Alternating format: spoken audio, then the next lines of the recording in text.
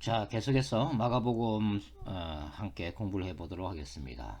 마가복음 3장이죠. 마가복음 3장 1절부터 6절까지 함께 보도록 하겠습니다. 마가복음 3장 1절부터 6절 말씀. 오늘은 그 안식일 논쟁 그 마지막 편으로 손 마른 자를 치유하신 예수님이 회당에서 손 마른 자를 치유하신 사건이죠.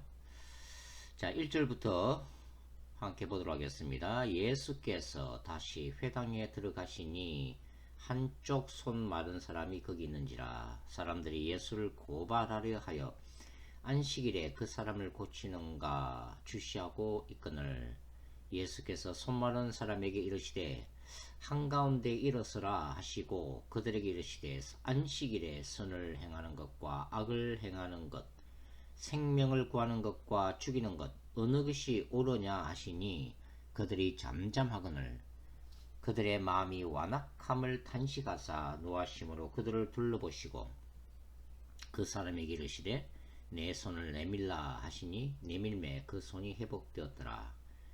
6절 바리새인들이 나가서 곧 헤롯 왕과 함께 어떻게 하여 예수를 죽일까 의논하니라. 자, 우리가 지금까지 공부한 바와 같이 기본적으로 어떻게 이제 공부하는 방식을 취했죠? 그렇습니다. 다른 공간복음서와 서로 비교하면서 마가복음을 읽어가는 거죠. 그럴 때에 마가복음만의 그 독특한 신학과 메시지를 우리가 찾아서 읽어낼 수 있다고 말씀을 드렸죠. 누가복음과 마태복음과의 병행 본문들을 비교해 보면 특별히 이제 마가복음 본문이 무엇을 더 강조하는가를 이제 알 수가 있겠는데요. 누가복음만 한번 찾아보도록 하죠. 누가복음 병행 본문이 어디죠? 누가복음 6장이 병행 본문이죠. 누가복음 6장 6절부터 11절 말씀까지 찾아서 한번 읽어보겠습니다. 자, 마가복음을 생각하면서 또 누가는 어떻게 기록하고 있는가 그 차이점을 좀 주목하면서 읽어보도록 하죠. 누가복음 6장 6절부터 읽겠습니다. 또 다른 안식일에 예수께서 회당에 들어가서 가르치실새 거기 오른손 마른 사람이 있는지라. 서기관과 바리새인들이 예수를 고발할 증거를 찾으려 하여 안식일에 병을 고치시는가 엿보니 예수께서 그들의 생각을 아시고 손 마른 사람에게 이르시되 일어나 한가운데 서라 하시니 그가 일어나 서거늘 예수께서 그들에게 이르시되 내가 너희에게 묻노니 안식일에 선을 행하는 것과 악을 행하는 것 생명을 구하는 것과 죽이는 것 어느 것이 옳으냐 하시며 무리를 둘러보시고 그 사람에게 이르시되 내 손을 내밀라 하시니 그가 그리하매 그 손이 회복된지라. 그들은 노기가 가득하여 예수를 어떻게 할까 하고 서로 의논하니라. 자, 이 마가복음의 본문 오늘 본문과 누가복음 6장을 이제 서로 비교해 보면은 그 마가복음 이전에는 뭐라고 되어 있어요? 마가복음 그 3장 이전에는 사람들이 예수를 고발하려 하여 안식일에 그 사람을 고치시는가 주시하거늘 사람들 이렇게 이제 표현을 하고 있죠. 그런데 이 누가복음 6장을 읽어보면 이 사람들이란 말 대신 아주 구체적으로 서기관과 바리새인들이라고 바꾸어서 표현하고 있다는 것을 알 수가 있죠. 그리고 또 누가복음 6절에 보시면 이 마가복음에는 마가복음 3장 1절은 한쪽 손 마른 사람이 거기 있는지라 라고 기록을 하고 있는 반면에 누가는 뭐라고 기록하고 있어요? 오른손 마른 사람이라고 구체적으로 기록을 또 해놓고 있습니다. 이 오른손이 말랐다는 것은 이제 완료 수동태 분사형으로 기록되어 있죠. 그래서 학자들은 이 사람이 후천적인 장애를 가졌다. 어떤 사고나 질병으로 인해서 후천적으로 오른손이 말라 비틀어진 사람이라고 되어 있는데 사실 이게 뭐 현대의학적으로 어떤 병인지는 이것만 가지고는 알 수가 없죠. 혹자는 이것을 근육마비증이라고도 이제 얘기를 하는 사람도 있긴 있는데, 여하튼 이 누가의 표현에 따르면 이 오른손이라고 하는 게 뭡니까? 오른손, 성경에서 오른손은 권능의 손이죠. 그러니까 이 오른손이 말랐다고 하는 것은 이 사람이 손을 가지고 하는 어떤 직업을 가진 사람인데, 그 중에서 왼손이 아니라 오른손이 마름으로 인해서 삶을 꾸려나가는데, 또 가정을 꾸려나가는데 이 치명적인 결함을 갖게 되었다는 것을 이제 강조를 하고 있다는 것으로 우리가 이해를 할 수가 있겠습니다. 그리고 또 누가는 8절에 보면은 예수께서 그들의 생각을 아시고라고 하는 것을 또 덧붙이고 있죠. 예수님이 그들의 생각을 읽어내시고 하는 부분이 이제 추가가 되어 있고, 그 다음에 누가복음 6장 11절에는 바리새인들이 분노했다는 것이 또 추가적으로 기록이 되어지고 있습니다. 여기에 비해서 이제 마태복음의 배경 본문은 마태복음 12장 9절부터 14절까지인데, 이 마태복음의 이 손마른 자 치유 사건은 이 마가복음과 누가복음과는 또 다른 모습을 보여주고 있죠. 그러니까 이 마태복음은 이 마가복음과는 또 다른 어떤 자료를 인용해서 기록하고 있다는 것을 알 수가 있죠. 이 마태복음 12장에는 사람들이 질문하는 게 나타나 있죠. 사람들이 뭐라고 질문하냐면은 안식일에 병을 고치는 것이 옳습니까? 라고 하는 질문이 나타나 있고, 그 다음에 이 마태복음 12장에는 11절과 12절을 나중에 여러분들 읽어보시면은 예수님이 그 하나 예화를 드시는 장면이 기록되어 있어요. 이게 안식일에 구덩이에 그 양이 빠졌는데 그 양 한 마리를 구해주는 것이 합당하지 아니하냐, 그것이 선이다라고 예수님이 말씀하시는 장면이 또 기록이 되어지고 있습니다. 자, 이러한 누가복음 6장과 마태복음 12장과 비교해 보면 그 마가복음만의 독특한 그 표현은 어디라고 볼 수 있죠? 마가복음에서 그렇습니다. 바로 5절과 6절 말씀이죠. 이 마가복음 5절과 6절 말씀은 이 누가복음 6장과 마태복음 12장에 기록되어 있지 않는 마가만의 독특한 구절이기 때문에 마가가 특별히 이 강조하고 있는 메시지, 마가가 나타내고자 하는 어떤 그 메시지나 신학이 이 5절과 6절에 집중되어 있다고 해도 되겠습니다. 그 이제 5절과 6절은 나중에 한번 또 살펴보도록 이제 그렇게 하겠습니다. 자, 마가가 이 3장 2절에서 사람들이라고 이제 표현을 하고 있는데, 이 사람들은 물론 이제 누가에 따르면은 이 사람들이 주로 바리새인들, 서기관들이겠지만 이 바리새인들을 포함해서 또 그들에게 동조하는 무리들을 사람들로 표현하지 않았을까, 이제 그런 이제 생각이 드네요. 자, 이 사람들은 다시 이제 3장 2절, 마가복음 3장 2절 다시 한번 읽어보죠. 사람들이 예수를 고발하려 하여 안식일에 그 사람을 고치시는가 주시하고 있거늘. 자, 지금 이 사람들은 그 율법의 감시자들로 지금 안식일에 예수께서 병든 자를 고치시는가 감시하고 있는 장면이죠. 그러니까 지금 오늘 본문이 뭡니까? 사실 이제 마가복음 2장과 다 연결되어 있잖아요, 그죠? 우리가 지난 시간에 마가복음 그 2장 마지막 단락이 뭐였습니까? 그 안식일 논쟁 중에서 미리삭을 이제 제 아들이 잘랐을 때에 일어난 그 논쟁이잖아요. 그때 예수님이 뭐라고 말씀하셨죠? 마가복음 2장 28절, 특히 28절에서 이러므로 인자는 안식일에도 주인이다라고 말씀하셨잖아요, 그죠? 그러니까 사람의 생명을 중시하는 안식일 개념을 예수님이 지금 가르치고 있는 장면이죠. 이때 이제 인자를 우리가 두 가지 해석이 가능하다고 말씀을 드렸죠. 그죠?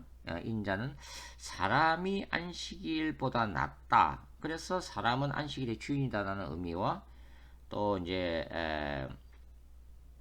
안식일이 사람을 위하여 있는 것이요 사람이 안식일을 위하여 있는 것이 아니다라고 말씀하시는, 그러니까 바리새인들이 이해했던 안식일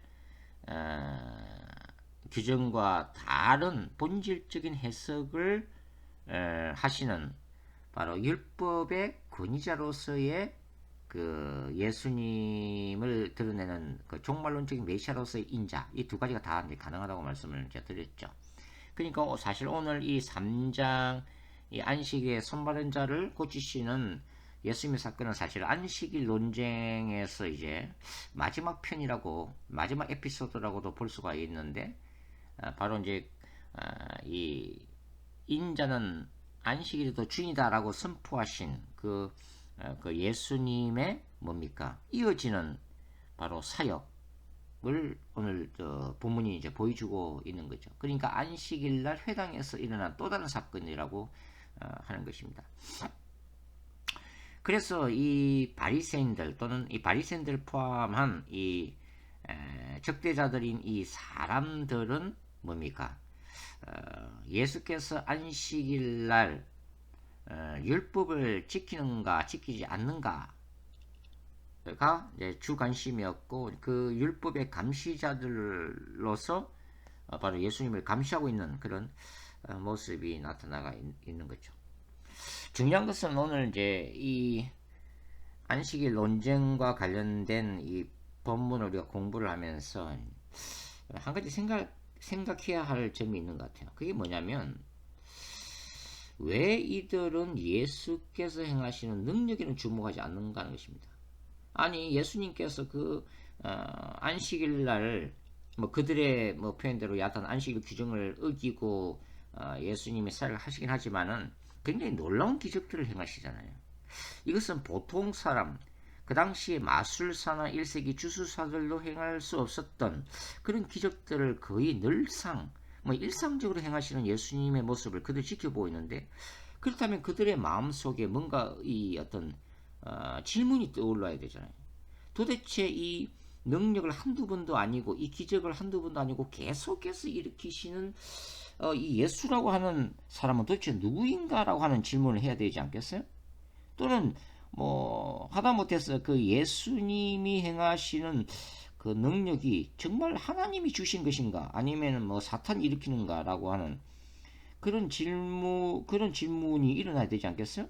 거기에 대해서 정말 그 율법을 연구하고 해석하고 가르치는 뭡니까? 신학자들답게 진지한 논의가 있어야죠. 그리고 그들끼리 이렇게 디스커션 해야 되지 않겠어요? 근데 그런 모습들이 도대체 나타나고 있지 않다고 하는 거죠.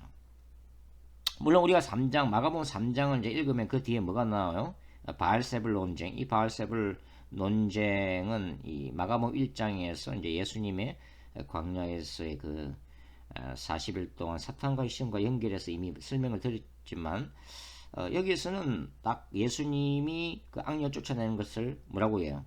바알세불의 능력을 드리버서 저런 능력을 행하는도다라고 아예 결정을 해버리는 장면이 나오죠. 그러니까 사탄의 힘을 드리버서 귀신 쫓아낸다라고 이들이 단순하게 결론을 내리는 장면도 물론 볼 수는 있지만은, 중요한 것은 뭡니까? 그 악령 축출 사역에 대해서도 철저한 신학적인 연구와 논의가 없다 하는 거죠. 그냥 단순히 사탄의 역사로 그냥 간주해 버리는 그런 모습을 우리가 이제 볼 수가 있다고 하는 거죠. 그러니까 예수 능력을 행하는 예수님이 누구신가에 대한 진지한 성찰이 바리새인들에게는 없다는 거죠. 당연히 예수께서 행하시는 능력의 원천에 대한 신학적 고민도 없다. 동시에 또 뭐가 없어요. 이 사람들은 도대체 그 예수님에 의해서 고침받는 사람들의 그 고통받는 고통에 대한 그 자체에 대한 어떤 관심이나 긍휼도 없다고 하는 거죠. 저 사람들이 얼마나 고통을 받으면서 살고 있을까? 라고 하는 그런 관심이 전혀 없다 하는 거죠. 결국은 이들의 머리를 채고 있는, 이들의 마음을 채고 있는 단 한 가지는 뭡니까? 율법을 지키는가 지키지 않는가가 단 하나의 고민이고 뭡니까? 관심거리라고 하는 거죠. 오늘 이 본문을 보면은 예수님이 이제 어떻게 하세요? 예수님이 3절을 보면은 뭐라 되어 있어요? 예수께서 손 마른 사람에게 이르시되 한가운데 일어서라 하시고, 한가운데 일어서. 이게 2절하고 3절하고 대조되는 거죠. 이 2절은 어떤 모습이에요? 은밀하게 숨어서 예수님을 감시하는 바리새인들의 눈초리와 그러한 뭡니까? 은밀한 감시를 받고 있는데도 예수님은 공개적으로 더 드러나게 지금 치유사를 하고 계시잖아요. 이게 사람들 앞에서 이렇게 세우시죠. 그래서 치유하시는 그 예수님의 능력과 또 고통받는 자의 그 어떤 상황을 아주 공개적으로 사람들 앞에 보여주는 그런 모습을 우리가 볼 수가 있습니다. 자, 예수님이 이 사람을 이제 해당 가운데 세우고 뭐라고 질문하세요? 자, 4절 오늘 보면 4절 뭐라 되어 있죠? 그들에게 이르시되 안식일에 선을 행하는 것과 악을 행하는 것, 생명을 구하는 것과 죽이는 것 어느 것이 옳으나 하시니 그들이 잠잠하거늘.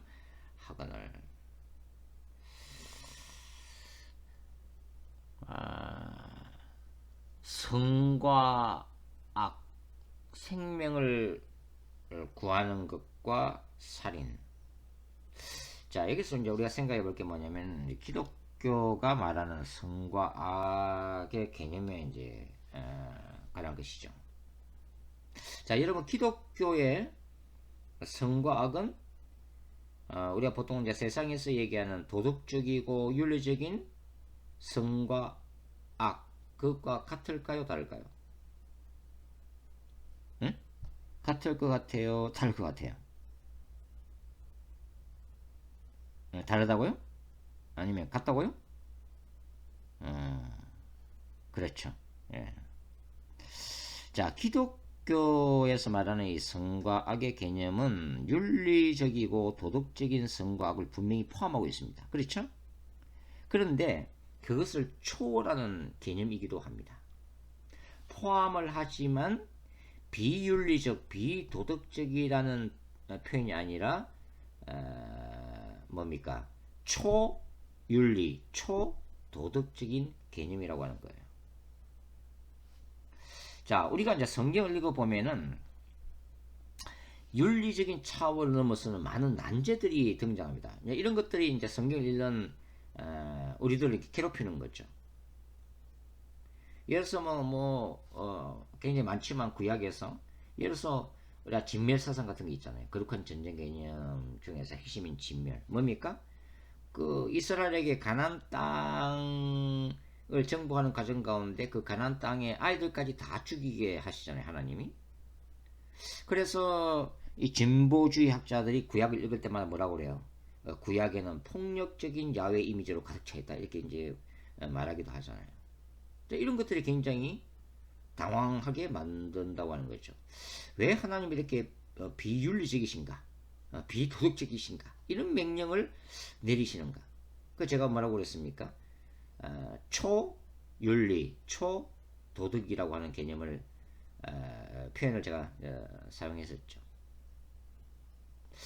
자, 또 하나의 또 뭐 예를 다 들 수는 없으니까 간단하게 예를 들어서 그 하나님이 아브라함에게 아들 이삭을 모리아 산에서 바치라고 말씀하시잖아요. 그게 명령하시잖아요. 그걸 어떻게 바치라고요? 번제로 드리라고 그러잖아요. 그 아이를 죽여서 산채로 태워서 바치라고 하는 거죠. 여러분들은 이러한 하나님의 명령을 어떻게 이해하세요? 자, 어떤 그 불신자가 전도를 받아가지고 처음 교회를 나갔거든요. 처음 교회에 등록하고 이제 예배를 드리는데 하필이면 그날 설교가 뭐냐면 바로 그 본문이었다고 하는 거죠. 이게 하나님이 아브라함에게 독자 이삭을 모리아산에서 뭡니까? 번제로 희생제물로 죽이라고 하는 명령. 번제로 바치라고 하는 바로 그 설교 저기 뭐야 그 본문을 이제 목사님이 설교한 거예요. 그래서 목사님이 이제 열심히 이제 설교하시고 이렇게 하나님의 말씀에 순종하는 신자들이 되자고 막 이렇게 강조 하셨다는 거예요. 그리고 나서 그분이 교회를 안 나오는 거예요. 그 나중에 구역장 권사님이 이제 찾아가서 얘기를 들어보니까 그분이 그런 얘기를 하더래요. 자기는 그 아들을 자기 아들을 그 제물로 바치라는 그런 하나님을 믿는 교회를 더 이상 나갈 수 없겠다고, 너무나 두렵고 무섭기 때문에 또 이해가 되지 않기 때문에 좀 힘들겠다고, 그런 얘기가 있습니다. 자, 우리가 이제 이런 것들을 어떻게 이해해야 할 것이냐 하는 거죠. 하나님의 나라만 이 땅에 존재한다면 사실 악이 존재할 이유가 없는 거죠. 모순이 존재할 이유가 없는 거고, 하나님의 나라만 존재한다면 사실 정의, 선, 아름다움만 가득 찬 세상이 되겠죠. 그러나 문제는 뭐냐면 인간의 타락과 사탄의 활동 때문에 어떤 나라도 존재한다? 사탄의 나라도 존재한다고 하는 거죠. 제가 늘 이제 말씀드리는 종말론적 거룩한 전쟁 신학적 관점에서는 이것을 더 강조한다고 말씀을 드렸습니다. 자, 아브라함이 번제로 바치는 것, 그리고 이스라엘의 그 진멸 사상, 이 모든 거의 대부분이 이제 이 구약의 내러티브, 구약의 이야기들이 사실은 뭡니까? 고대 근동의 문화를 그 배경으로 깔고 있는 것이죠. 특별히 전쟁 문화, 고대 근동 세계에서 국가 간의 그 전쟁을 중심으로 하는 그런 문화를 뭡니까? 구약 성경이 차용하고 있다고 하는 거죠. 그러나 그 형식을 차용은 하고 있지만 차별화시킨다고 하는 것입니다. 그러니까 그 아브라함이 이삭을 번제로 드리는 것은 고대 근동 국가에서 흔히 있던 거죠. 하나의 문화였어요. 예를 들어서 어떤 국가가 전쟁을 나가기 전에 이 아들을, 사람을, 아기를 인신 제사로 불태워 드리는 거죠. 그들의 전쟁신에게. 왜 그렇게 하는 거예요? 전쟁에서 승리하게 해달라고 희생제물로 바치는 거죠. 이런 것들이 고대 근동 세계에서 편만해 있었다고 하는 거죠. 팔레스틴에서도 바알에게 이제 인신제사를 바치는 것으로 인해서 이제 결국은 하나님이 이스라엘 통해서 그 거룩한 전쟁을 일으키시고 바로 그 팔레스틴 가나안 땅 족속들의 우상 숭배와 인신 제사를 포함한 그 모든 관영된 죄악들을 심판하시는 거잖아요. 근데 성경이 또 하나님이 이러한 당시의 고대 근동의 문화를 사용하시지만은 역설적인 메시지를 전하는 거죠. 아브라함 사건에서도 당시 고대 근동의 인신 제사라고 하는 그 틀을 사용하시지만 어떻게 했어요? 하나님이 마지막에 중지시키시잖아요.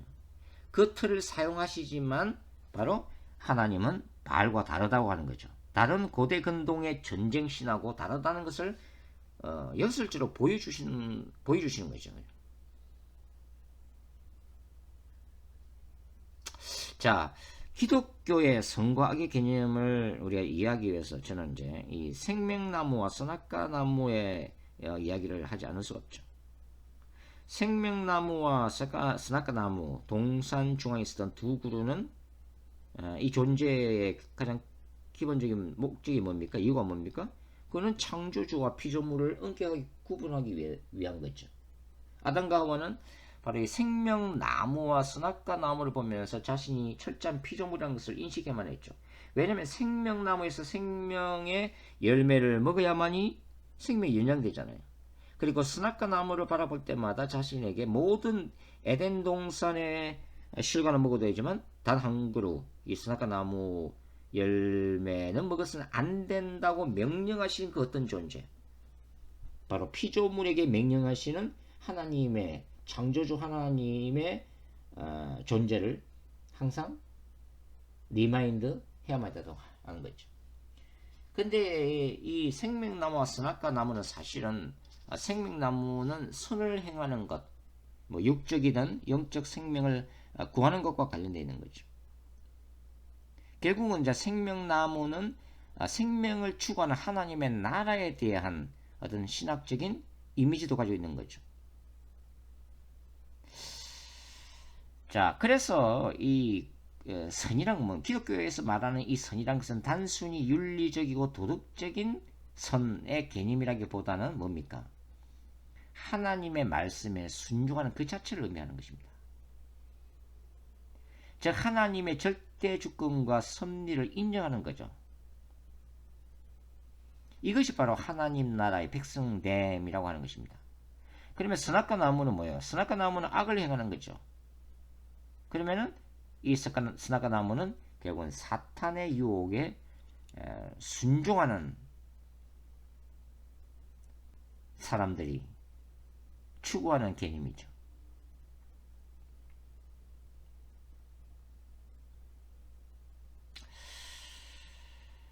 우리가 그 사사기 이야기를 읽다 보면 입다 이야기가 나오죠. 입다 이야기. 자, 입다가 그 암몬과의 승리를 기원하는 소원을 하잖아요. 그 소원이 뭐예요? 하나님께 만일 암몬과의 전쟁에서 승리하게 해주시면, 응? 제가 승리하고 돌아왔을 때 우리 집에서 나오는 첫 번째로 나오는 사람을 하나님께 번제로 드리겠습니다라고 하는 무모한 이제 서원을 하고 있죠. 그러다가 누가 나왔어요? 바로 외동딸이 나오잖아요. 그래서 이제 외동딸을 번제로 바쳤다라고 하는 우리가 그렇게 이제 알고 있죠. 자, 이런 것도 아까 제가 말씀드렸듯이 고대 근동의 문화를, 전쟁 문화를 반영하고 있는 건데, 근데 이제 또 우리가 또 한편으로 자세히 읽어보면 이제 사사기 11장 37절과 38절을 보면은 이 딸이, 이 외동딸이 뭡니까? 자기가 죽기 전에, 처녀로 죽기 전에 이제 2달 동안 애곡하게 해달라고 하는 그 장면이 나오는데, 사실 또 이 히브리 원문을 보면은, 죽는다고 하는 또 사실 구체적인 표현은 나오질 않습니다. 그냥, 처녀됨을 인하여,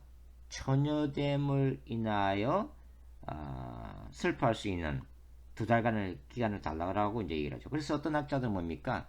이 사사 입다가 외동딸을 번제로 바친 게 아니라 뭡니까? 하나님의 성전에 결혼을 하지 않고 처녀로 섬기는 그런 사유가 하겠다. 이제 뭐 그렇게는 이제 해석을 하고 있죠. 자, 다시 이제 마가복음의 본문으로 돌아가서 우리 이제 4절과 5절 다시 한번 읽어볼까요? 4절과 5절 다시 한번 읽어보겠습니다. 그들에게 이르시되 안식일에 선을 행하는 것과 악을 행하는 것, 생명을 구하는 것과 죽이는 것 어느 것이 옳으냐 하시니 예수님에게 질문하시죠. 그 다음에 이 사람들의 반응이 어떻게 나타나요?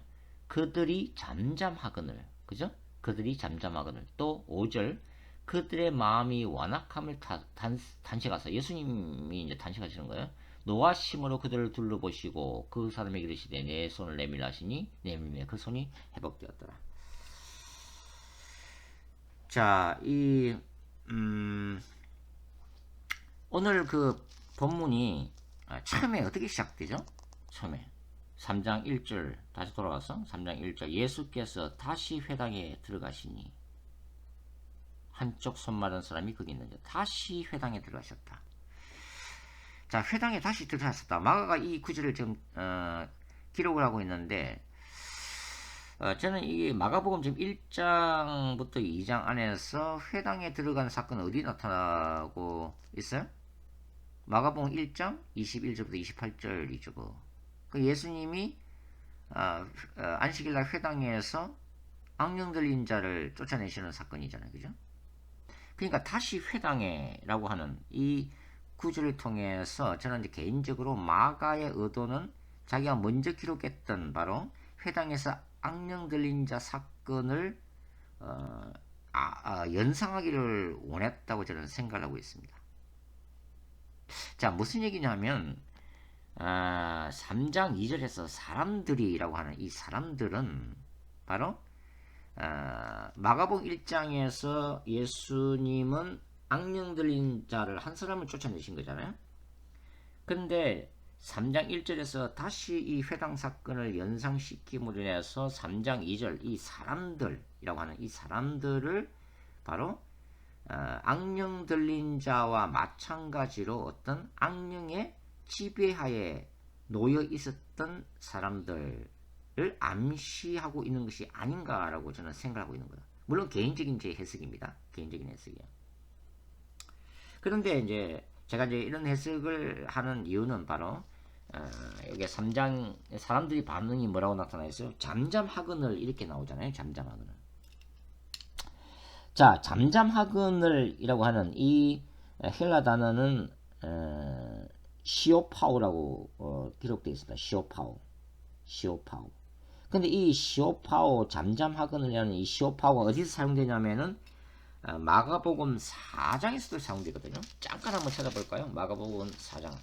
나중에 이제 4장 공부할 때도 자세히 말씀을 드리겠지만 마가복음 4장 이 39절에 보면은 이제 바로 예수님이 바람과 바다를 잔잔케 하시는 사건인데 39절 마가복음 4장 39절만 읽어봅시다.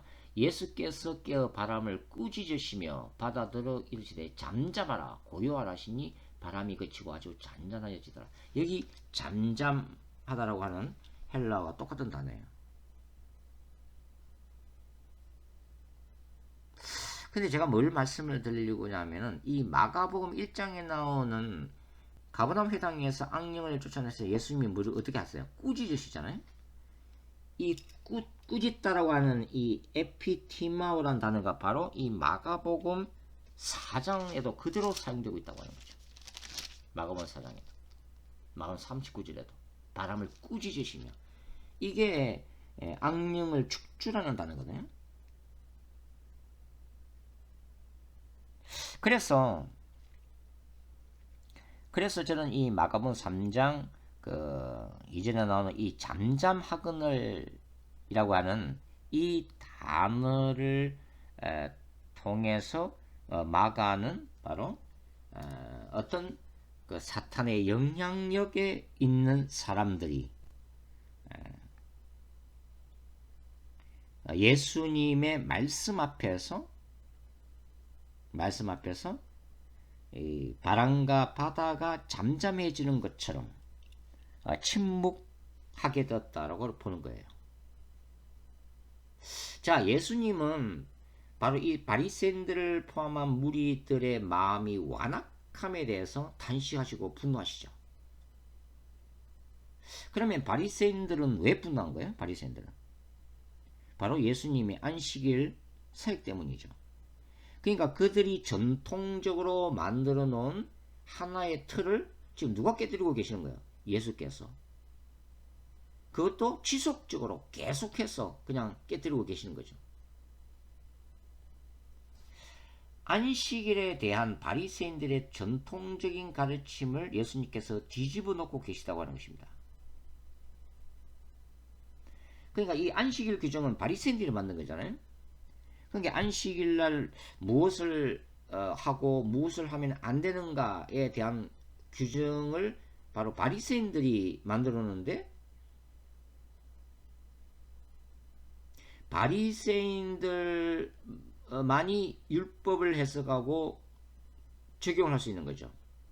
그러니까 일반 유대인들은 이 바리새인들의 율법 해석과 적용에 절대적으로 의존했던 사람들이잖아요. 한 예를 들면은 안식일날 지붕이 무너져서 사람이 깔렸다고 그래요. 그러면은 바리새인들에게 어떻게 해야 하냐고 묻습니다. 그러면은 안식일 기준에는 어떤 게 있냐면, 자, 지붕이 무너져서 사람이 깔렸을 때 먼저 그 사람이 살았는지 죽었는지를 먼저 확인하라는 거예요. 그러면 그 사람이 죽었다. 사람이 죽었다라면 시신을 그대로 옮기지 말고 그 자리에 그대로 두라고 하는 것입니다. 왜? 안식일이기 때문에. 그렇거나 안식일이기 때문에 손대지 말라는 거예요. 자, 이거는 뭡니까? 유가족들의 상황을 완전히 무시하는 거죠. 유가족들의 아픔을 완전히 짓밟는 거죠. 그러나 그럼에도 불구하고 일반 유대인들은 그것을 지켜야만 했다고 하는 것입니다. 그것이 하나님을 잘 믿는 길이라고 생각했기 때문에, 그것이 안식일의 본질이라고 생각했기 때문에, 그것이 하나님의 율법을 잘 지키는 행동이라고 생각했기 때문에 바리새인들이 만들어 놓은 인본주의적인 그 규정에 따라만 했다고 하는 것입니다. 그렇기 때문에 인간이 무너지는 거죠. 인간의 존엄성이 짓밟히는 것이고, 결국은 이러한 율법 해석과 적용이 바리새인들에게 있었기 때문에 뭐가 주어져요? 그들에게 권위가 주어지잖아요.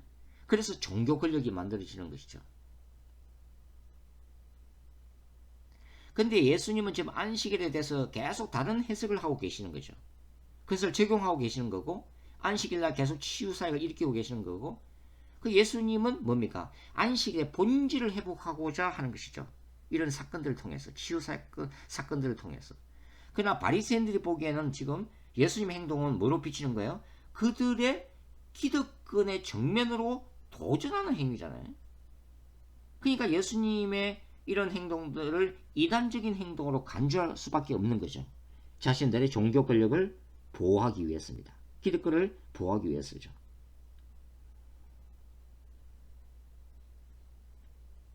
그게 사실은 굉장히 율법이라는 이름으로, 거룩한 안식일이라는 이름으로 무슨 일들이 벌어지고 있는 거죠.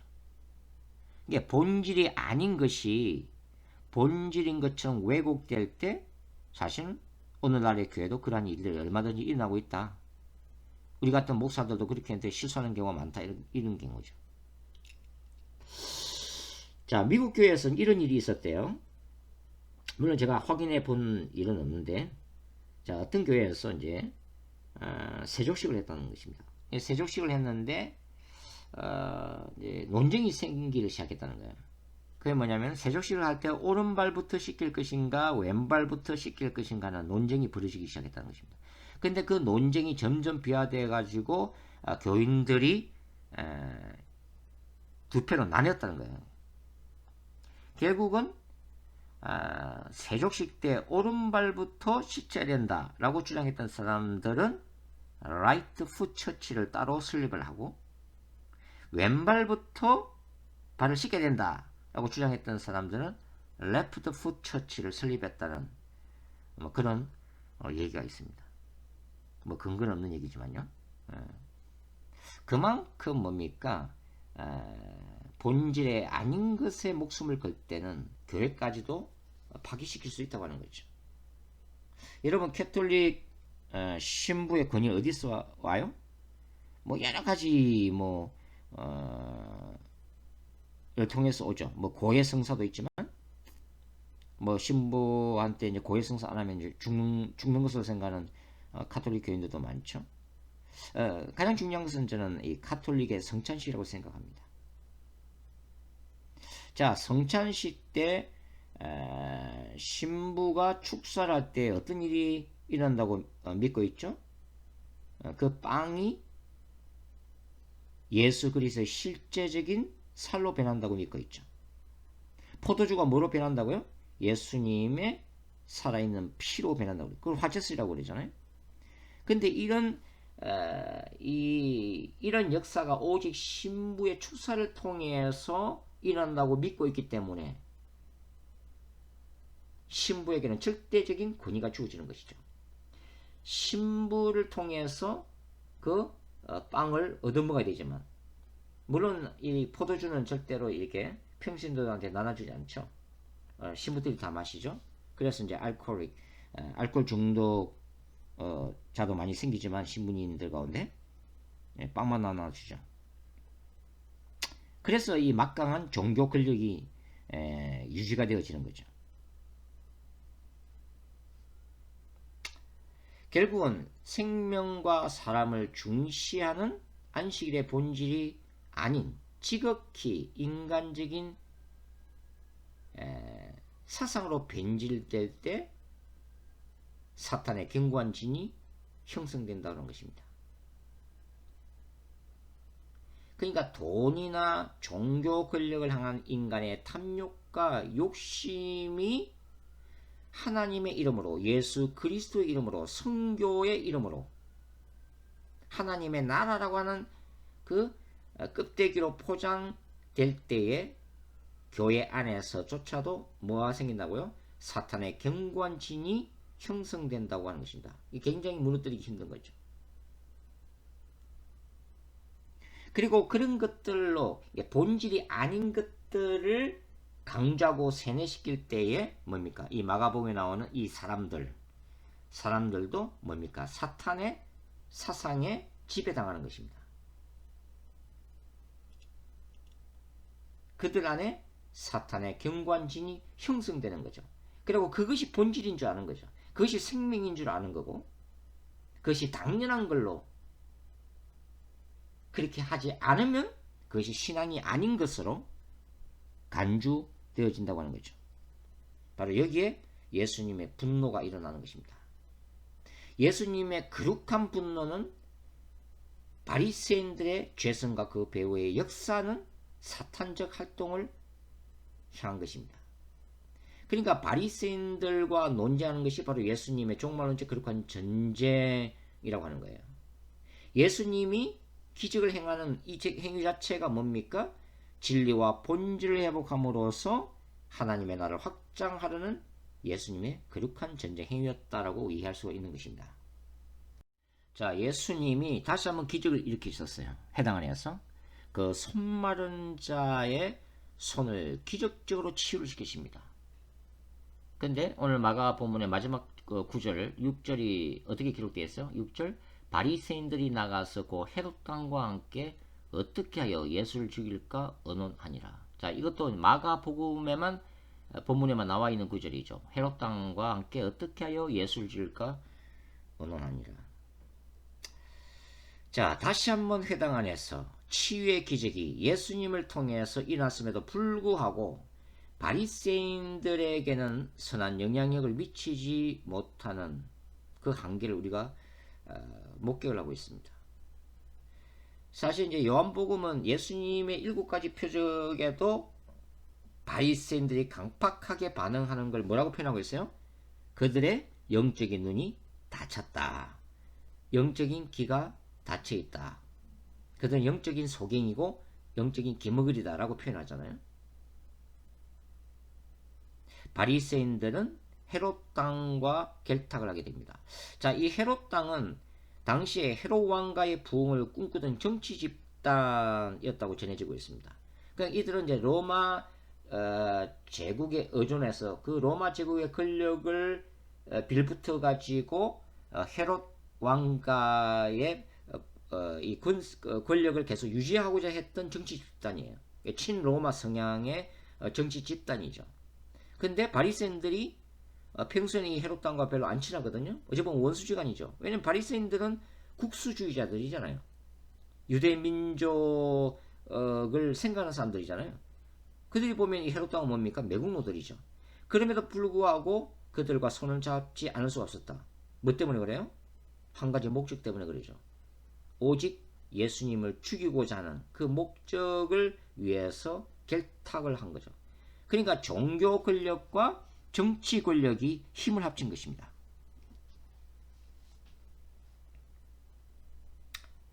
굉장히 완악한 그 인간의 역사를 우리가 보고 있는 거죠. 사실 우리가 이제 구약 성경을 좀 읽다가 보면은 이제 저와 여러분이 많은 또 생각이 드는 경우가 많죠. 그게 뭐냐면 광야 40년 동안 이스라엘이 뭐 날마다 놀라운 기적들을 보잖아요. 현대 교회가 보기 힘든 그런 기적들. 물론 진보주의자들은 이것을 뭐 상징적인 사건 또 신화화 하지만은 홍해가 갈라진다든지 뭡니까? 메추라기, 반석에서 물이 나는 역사, 만나가 내리는 역사, 뭐 이런 것들은 굉장히 놀라운 초자연적인 기적들이죠. 근데 이스라엘 백성들이 그런 기적들을 보면서도 불기둥과 구름기둥이라고 하는 하나님의 임재를 날마다 보면서도 어떻게 해요? 끊임없이 불평하고 끊임없이 불순종하죠. 이게 이해가 됩니까, 이게? 오늘날 그런 기적들이 교회 안에 일어나면 참 회심하는 사람들이 많을 거예요. 근데 왜 그럴까 하는 것입니다. 어떻게 날마다 기적들을 보면서도 그렇게 불평하고 불신앙적으로 행동할 수가 있는가? 이것이 바로 성경이 인간이 얼마나 강팍해질 수 있는가를 보여주는 거라고 생각합니다. 우리의 마음속에도 그와 유사한 근질긴 제약된 본성을 때때로 발견을 할 수가 있다고 하는 거죠. 그런 모습을 발견하면서 한 번씩 놀라는 경우가 있잖아요. 여러분들 없을지 모르지만 저는 한 번씩 실감을 합니다. 아, 인간이 참 악해질 수 있구나. 참 인간의 마음이 교활하구나. 인간의 마음이 참 완악하구나. 그래서 가장 무서운 동물이 뭡니까? 가장 무서운 짐승이 인간이라고 그러잖아요. 오늘 마가복음 본문은 회당에서 예수님이 손 마른 자를 치유하는 사건, 여기서 함께 공부를 해봤습니다. 우리가 계속되었던 이 안식일 논쟁의 어떻게 보면 끝자락에 있는 하나의 사건으로 마가가 제시하고 있는 본문일 수도 있는데요. 결국은 이러한 안식일 논쟁 본문들을 통해서 우리는 뭘 알 수 있어요? 본질을 회복하고자 하는 예수님의 몸부림, 그분의 말씀과 그 치유 이적을 통해서 끊임없이 뭡니까? 하나님의 형상으로 지음받은 그 인간의 존엄함과 사탄의 나라에서 파괴당한 그 인간성, 병든 육체와 상한 심령, 또 잃어버린 영혼을 회복하고자 하는 그 예수님 어떤 몸부림을 볼 수가 있는 거죠. 그러면서도 바리새인들 통해서는 우리가 또 뭘 배울 수 있어요? 하나님의 놀라운 역사, 성령의 놀라운 역사에도 불구하고 그것에 눈을 틀어막고 귀를 틀어막고 끊임없이 자기의 생각과 자신의 사상과 자신의 이데올로기에 목숨을 걸면서 끊임없이 반항하고 대적하는 인간의 제약된 본성의 그 근질긴 뿌리를 우리가 실감할 수 있는 거죠. 그러면서 우리가 신앙생활을 하고 있지만은 우리가 우리 자신의 모습을 돌아볼 수 있는 귀한 시간이 되기를 바랍니다. 또 다음 시간에 계속해서 우리 함께 마가복음을 공부하도록 하겠습니다. 수고하셨습니다.